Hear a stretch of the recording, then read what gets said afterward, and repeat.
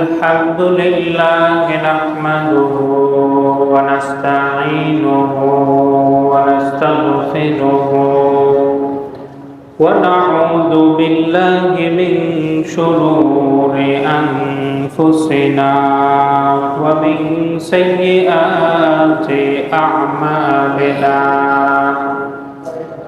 من يهده الله فلا مضل له ومن يضلله فلا هادي له ونشهد أن لا إله إلا الله وحده لا شريك له ونشهد أن سيدنا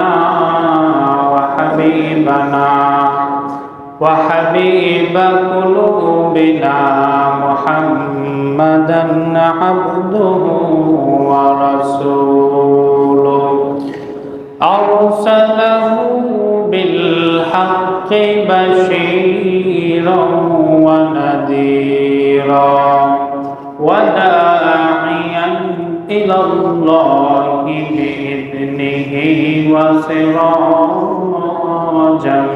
منيرا فقد قال الله تبارك وتعالى في القرآن الكريم إن الله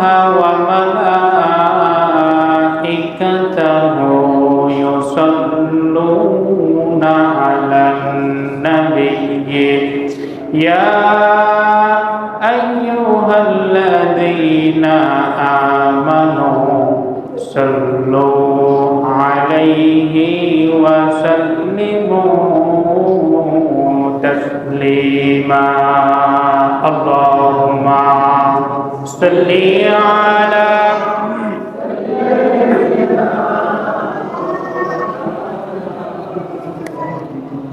وعلى آل سيدنا شفيعنا محمد آمين কোরআনের সুর মাঝে শুনেছি যে নাম হাজারের সুর মাঝেও শুনেছি ও নাম আমি কোরআনের সুর মাঝে শুনেছি যে নাম আজানের সুর মাঝেও শুনেছি ও নাম শুনেছি আমি আমার হৃদয় হে রাসূল নবীজি তোমার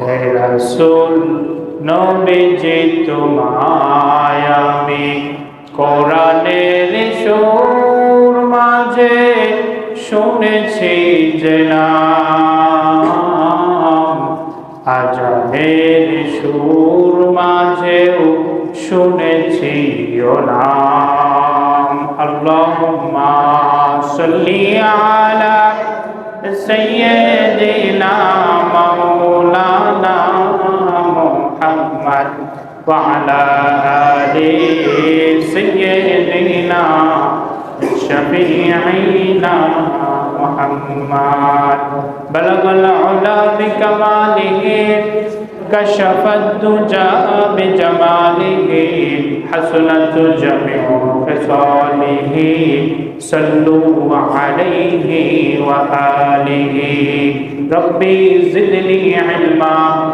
ربي زدني علما رب اشرح لي صدري ويسر لي أمري واحلل عقدة من لساني يفقهوا قولي وبك نستعين يا مستعان সম্মানিত মুসল্লিনে কেরাম আল্লাহ তাবারাক ওয়া তাআলার দরবারে অসংখ্য অগণিত শুকরিয়া যে আল্লাহ রাব্বুল ইজ্জত রমাদান পরবর্তী শাওয়াল মাসে এরকম সুন্দর দিনে, একটি নরম দিনে সুস্থ সবল অবস্থায় পাক পবিত্র হয়ে আমাদের সকলকে জুমার নামাজ আদায়ের উদ্দেশ্যে মসজিদে উপস্থিত হওয়ার তৌফিক দান করলেন।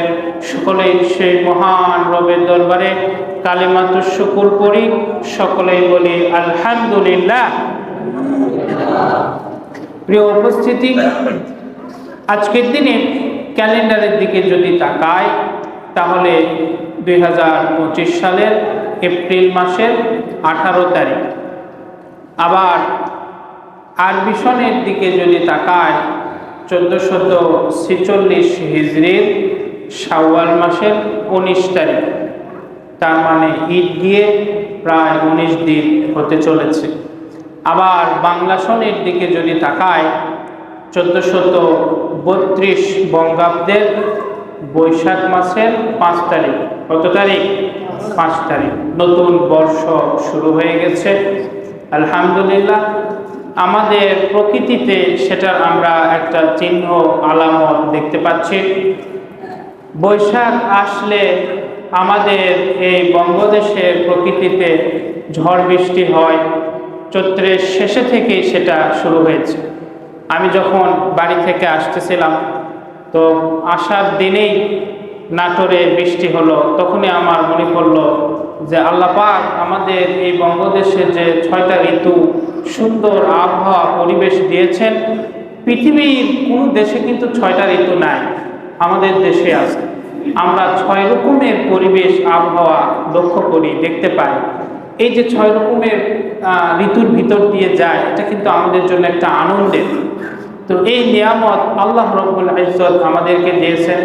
এরকম অসংখ্য নিয়ামত আল্লাহ রাব্বুল ইজ্জত আমাকে আপনাকে বিভিন্নভাবে দিয়েছেন, কিন্তু আমরা টের পাই না, আমরা সেগুলোকে লক্ষ্য করি না, হিসাব করি না।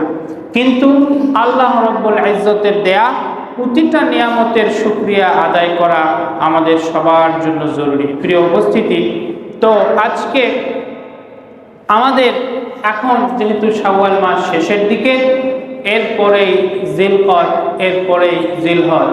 তার মানে বলা চলে যে কুরবানি ঈদ আসতে গোনা, হাতে গোনা একেবারে 1 মাস 20 দিনের মতো আর আছে।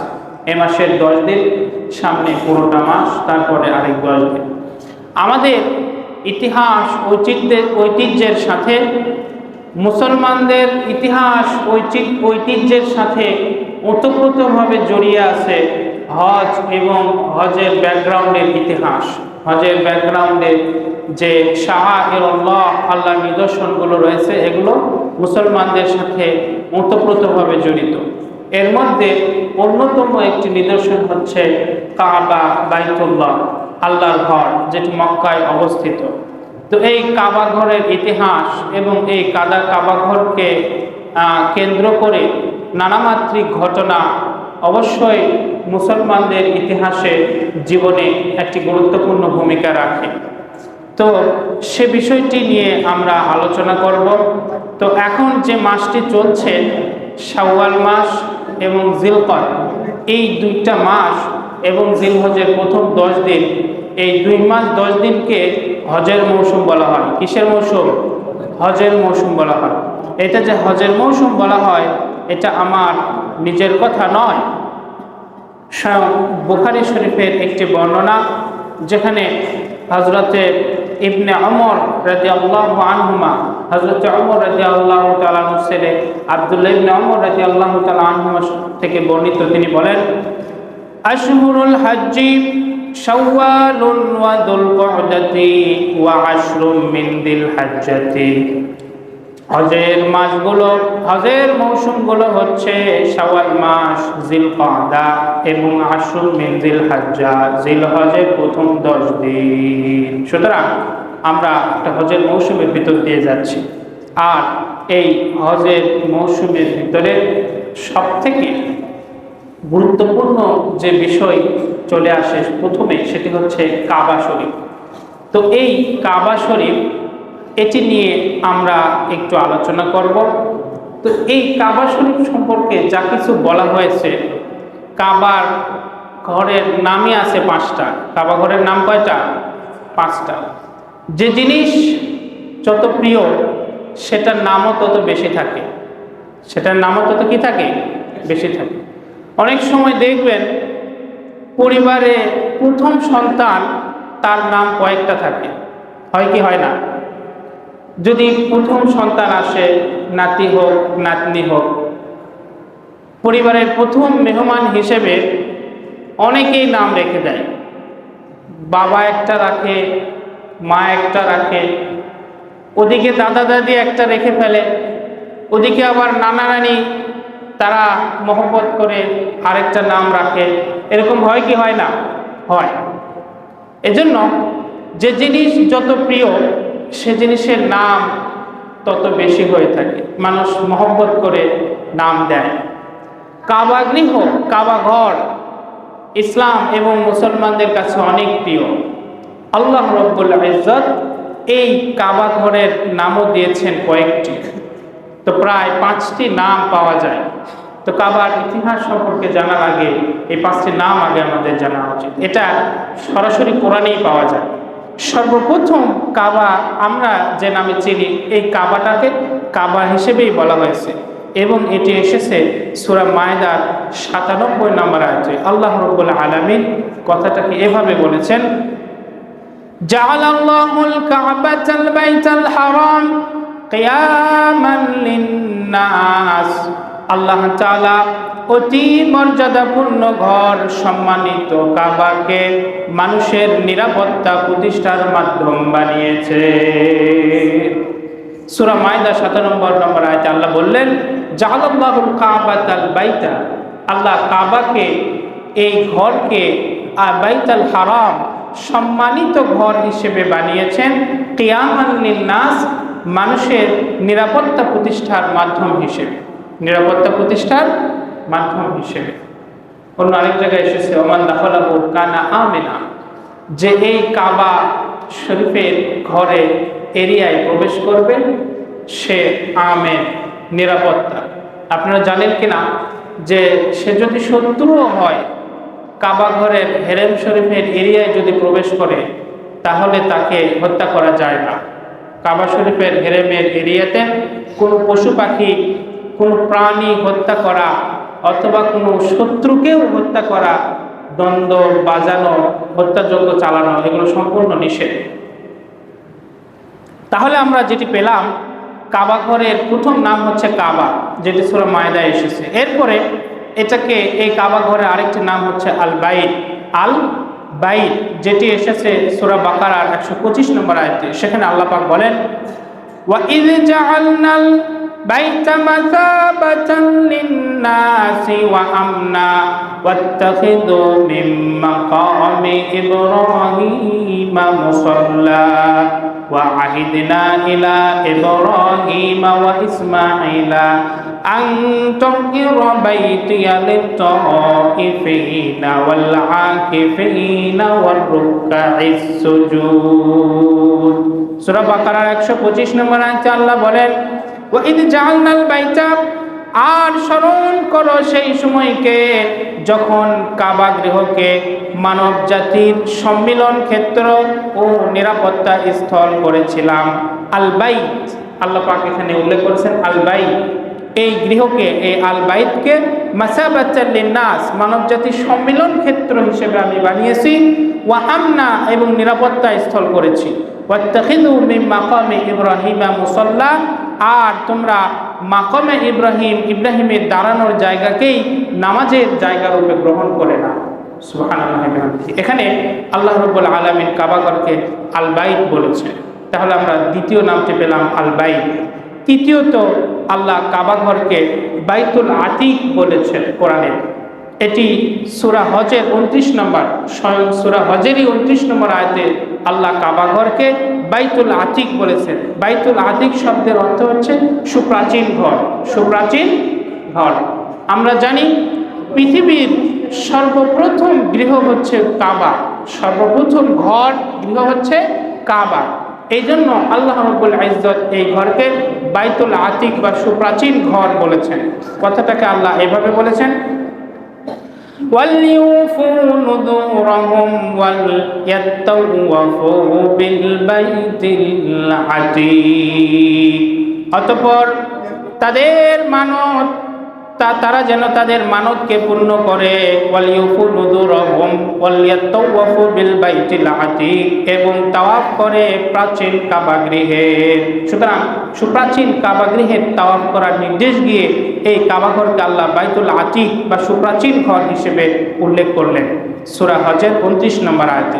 আবার তাহলে আমরা তৃতীয় নামটি পেলাম বাইতুল আতীক।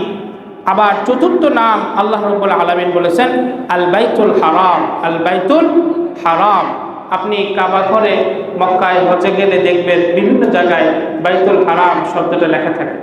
কাবা যেমন লেখা থাকে, বাইতুল হারাম কথাটাও লিখিত থাকে বিভিন্ন জায়গায়।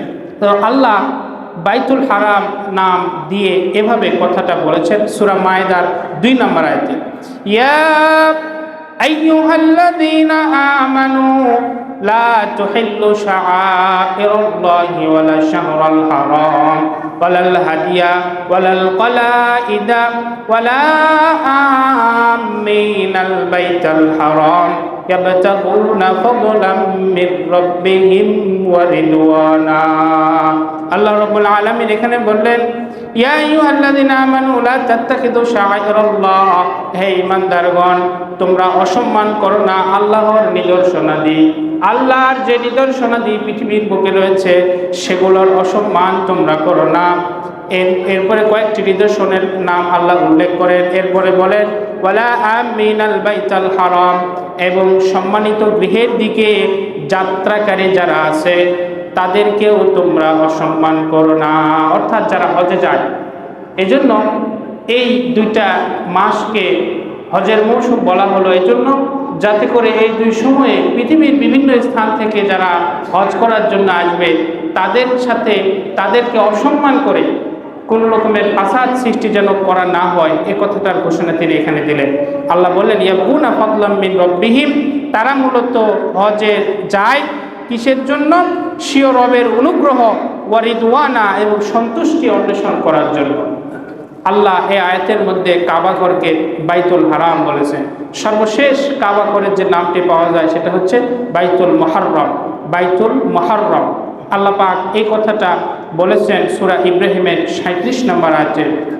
আল্লাহ রাব্বুল আলামিন কথাটাকে এভাবে বলেন, রব্বানা ইন্নী আসকানতু মিন যুররিয়্যাতি বিওয়াদিন গায়রি যী যারইন ইনদা বাইতিকাল মুহাররম রব্বানা লিয়ুকিমুস সালাতা ফাজআল আফইদাতাম মিনান নাসি তাহবি ইলাইহিম ওয়ারযুকহুম মিনাত তামারাতি লাআল্লাহুম ইয়াশকুরুন।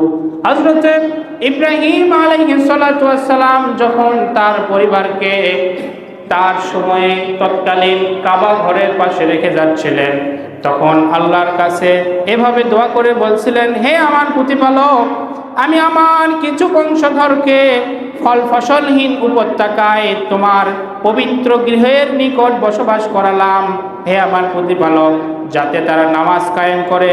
সুতরাং তুমি কিছু লোকের অন্তরকে ওদের প্রতি অনুরাগী করে দাও এবং ফলমূল দ্বারা তাদের জীবিকার ব্যবস্থা করো, যাতে তারা কৃতজ্ঞতা প্রকাশ করে। যে উপস্থিতি, হযরত ইব্রাহিম আলাইহিস সালাম যখন তার পরিবারকে ঘরের নিকটে রেখে যাচ্ছিলেন, এই দোয়াটি তিনি করেছিলেন। সেখানে বাইতিকাল মুহাররম বলা হয়েছে। এখান থেকে বোঝা যায় এই ঘরের আরেকটি নাম হচ্ছে আল বাইতুল মুহাররম তথা সম্মানিত ঘর। এখানে ছোট্ট একটি বিষয় পাওয়া যায়, সেটা হচ্ছে হযরত ইব্রাহিম আলাইহিস সালাম দোয়া করেছিলেন, আল্লাহ, আমি আমার পরিবারকে ফল ফসলহীন একটা ভূমিতে রেখে গেলাম, এখানে আপনি বরকত দিয়েন এবং ফলমূল দ্বারা তাদের জীবিকার ব্যবস্থা করিয়েন। ওয়ারযুকহুম মিনাত তামারাত, সেই দোয়াটি আল্লাহ পাক কবুল করেছেন। এখন পর্যন্ত আপনি পৃথিবীর এমন কোনো ফল নেই যেটা কাবা শরীফে কাবার মক্কায় আপনি পাবেন না। এটি হচ্ছে হযরত ইব্রাহিম আলাইহিস সালামের ওই দোয়ার ফসল। পৃথিবীর যে আনাচে কানাচেই হোক, যেই ফলটা পৃথিবীতে ফল আসে, ফলের নিয়ামত পৃথিবীর যে কোনো জায়গায় এটা যদি ধরে, সেটার একটা সিম্পল সেই ফলটা আপনি খুঁজে পাবেন মক্কায়। সুবহানাল্লাহি ওয়া বিহামদিহি।